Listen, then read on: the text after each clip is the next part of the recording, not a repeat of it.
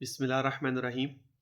یہ آج کل کا سب سے بڑا مسئلہ ہے جس کے اوپر میں آج آپ کو ایک وظیفہ بتا رہا ہوں کہ لوگ کہتے ہیں کہ ہمارا کام جو ہے وہ 98% 95% ہو جاتا ہے، لاسٹ میں 5% 2% 3% پہ اینڈ میں آ کے وہ کام رک جاتا ہے، حل نہیں ہوتا۔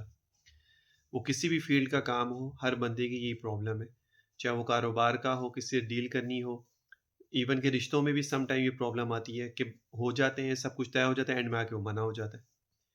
اس کے لیے اللہ کا ایک نام ہے یا مؤخرو، یا مؤخرو۔ آپ نے اس کو 125 ٹائمز پڑھنا ہے ایوری ڈے، شروع اور آخر میں 11 دفعہ درود ابراہیم پڑھنا ہے۔ موسٹ امپورٹنٹ تھنگ از اس وظیفے میں کہ جو پہلے دن جس نماز کے بعد آپ اس کو پڑھیں گے، روزانہ اسی نماز کے بعد آپ نے اس کو پڑھنا ہے۔ تو آپ نے جو نماز کے بعد جب پڑھنا ہے اس کو چوز آپ نے دھیان سے کرنا ہے، یہ نہ ہو کہ ایک دن آپ عصر کے بعد پڑھ لیں پھر نیکسٹ ڈے آپ کہیں میں تو بیزی ہوں تو میں نہیں پڑھ سکتا، یہ نہیں کرنا۔ پہلے دن جس نماز کے بعد، سیکنڈ ڈے بھی اسی نماز کے بعد۔